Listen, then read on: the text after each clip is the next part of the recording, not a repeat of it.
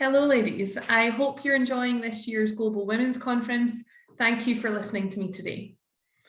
So the theme of this year's conference is Understanding the Times, particularly apt for the year we're coming to the end of. We started this year with another lockdown and then watched as the world opened up again. How long it will remain that way, I'm unsure, although my fingers and toes are crossed. My rescheduled wedding is attempting date number 4 in April, and I'm sure I'm not the only one. The times that we are in have clearly proved difficult for many business owners across the UK and the rest of the world. And yet we have also seen this as a time for improved focus, clarity, and great entrepreneurship. In particular, I have seen incredible progress for female business owners. Not only do we appear to be more entrepreneurial than ever, but we're also finally starting to support one another in more ways than I'm sure many of you have seen before. Look at this conference. Today, I'd like to take you through my own story as a female business owner, in the hope that this might give you some insight into an industry that you are maybe not so involved in, or might shed a different light on the legal sector that you're not used to seeing. So let's dive right in. As you maybe know, I am a solicitor by trade. I've spent many years studying and training and working, and have now ended up qualified in 5 jurisdictions: England, Scotland, Ireland, New York, and California. It's not been an easy path, but one that has been extremely worthwhile. I started out in the big law firm world that many solicitors do. However, perhaps differently to many other solicitors, I realised at a very young age that the traditional law firm world wasn't going to be for me. The hours, the expectation, the please drop everything this second because I told you to mentality. It just wasn't my vibe. I have to say, the irony is, as a small business owner, I have potentially gone full circle on those things, but we'll get to that in a moment. The legal world that I qualified into, frankly, had very little time or recognition for women. Vastly underpaid, and I have to say, fairly unappreciated. And if one of those women had a child, heaven forbid, their priorities just weren't what they used to be. Of course, they couldn't expect a promotion or a pay rise. Don't be ridiculous. Now, this talk isn't intended to tear apart law firms or to bang the feminist drum in a way that, frankly, many of us can't really identify with and aren't fully comfortable with. But it is intended to give some context as to how far we've come and how far we still have to go. I went to work in-house at an asset management firm early into my career. This is where I had my first insight into how equality could look and feel. Was it always perfect? No. Were there men still making lewd comments and women being spoken about badly because it was probably her time of the month? Absolutely. Still is, let's face it. But on the whole, there was an element of fairness that I hadn't been used to previously. I spent a few years there and really moved on for 2 reasons. Firstly, it was a flat, structured organisation with nowhere for me really to go. The boss was in my way and wasn't planning on shifting anytime soon. And speaking of the boss, there goes my second reason for leaving. I have to say, my first experience of a female in the workplace displaying traits of sexist behaviour. Sounds mad, but you'll all know what I'm talking about. Back then, you see, women didn't seem to build each other up in the same way. Rather, we seemed to specialise in tearing each other down, as if we didn't have enough to deal with. I attempted life back in the big world of law firms after that and was sorely disappointed by how little progress they'd made since I'd been away. The men were still forming the top half of the organisation and the women forming the bottom half. The men go out drinking at lunchtime and come back in the afternoon, behaving in such a way as to make women feel uncomfortable. And worst of all, if it ever came up as an issue or in conversation, well, boys will be boys. It was at that stage that I realised that this wasn't going to change anytime soon. We've often heard the expression that change has to happen from the inside. Frankly, that might be the case for men affecting change, but women are facing an uphill struggle. were emotional and hormonal, remember? I left that world and started freelancing.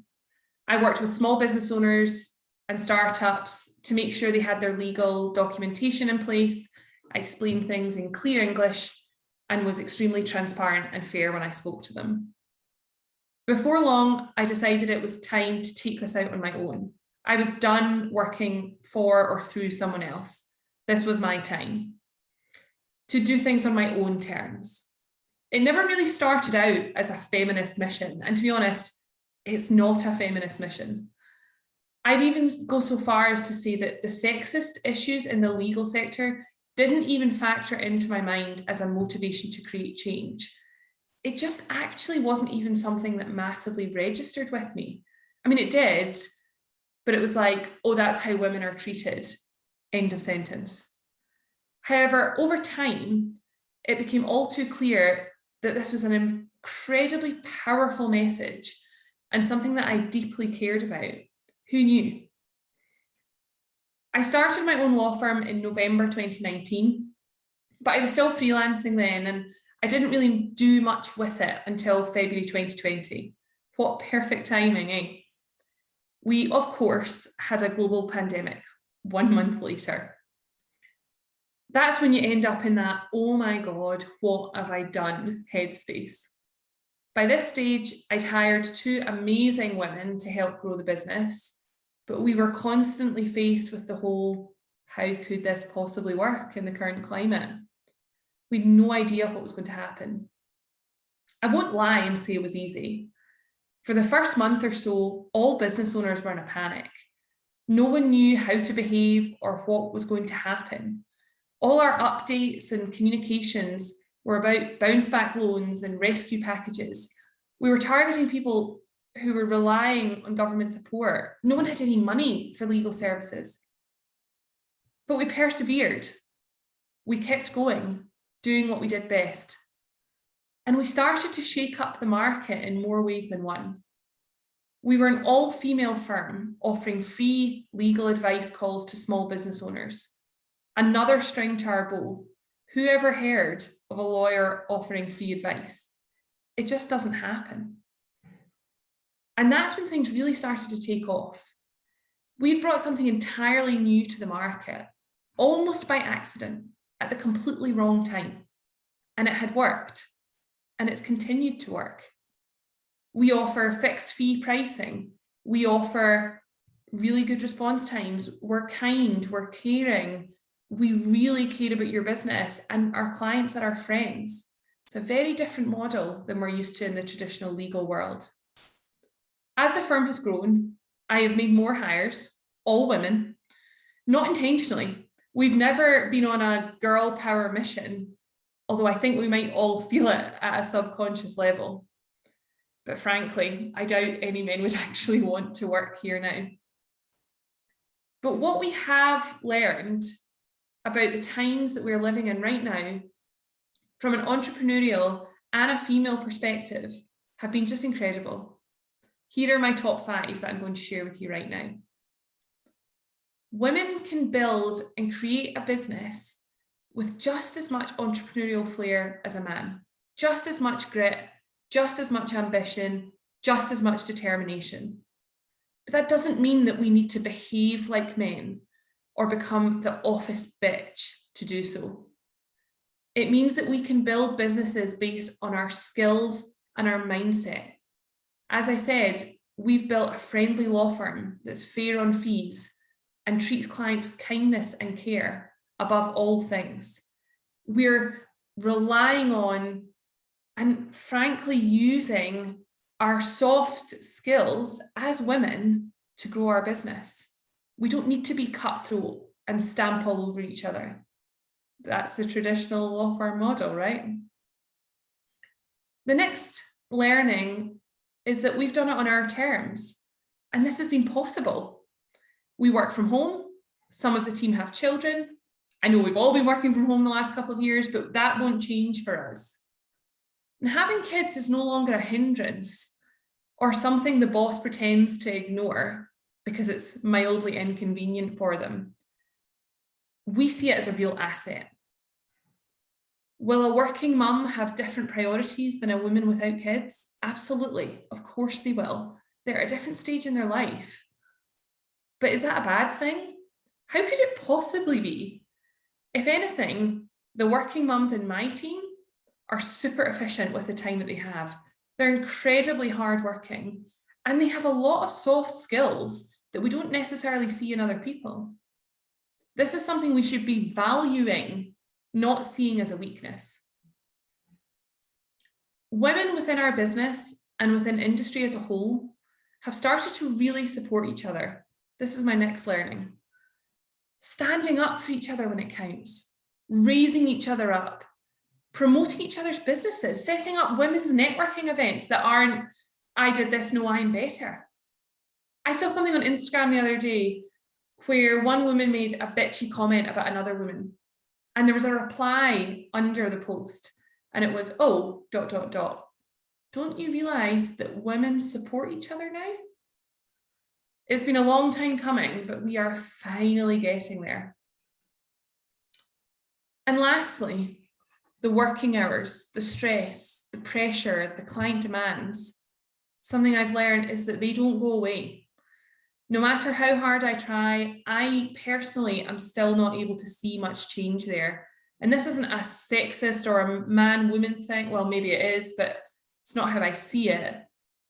The pandemic has probably not helped it either. At the start of the first lockdown, it was all hands to the pump to get work in the door for so many businesses.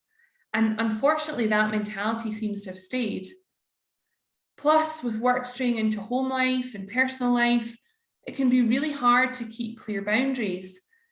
And we know what it's like, ladies, as hardworking businesswomen, we always want to do our best. It's our reputation, it's our livelihood on the line. And as a business owner, this is something that I personally really struggle with, but I'm really trying hard to improve. Just watch this space. Now, my perspective on the times that we are in right now is likely a little skewed. I have a cushy life where I work from home, I work on my terms, and I don't have to suffer the big corporate world.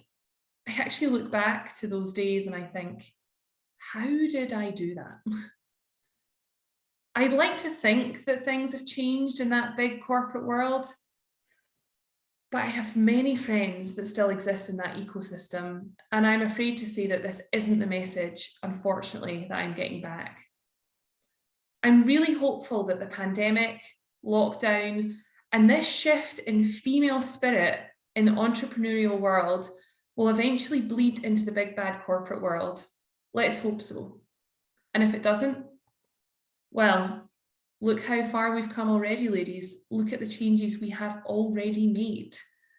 Remember what Winnie the Pooh said? You're braver than you think, stronger than you seem, and smarter than you think. Cliched, but so, so true. The main issue I see women facing up until now is that we have been vastly underestimated. Let's use the next few years to really shake things up, ladies. Let's make this a decade where women really show the world what we're made of. Let's support each other, use that entrepreneurial spirit that we have, rely on the traits and the gifts that are mostly unique to women, and create a future where this kind of speech is hideously outdated and no longer rings true. Thank you very much for listening.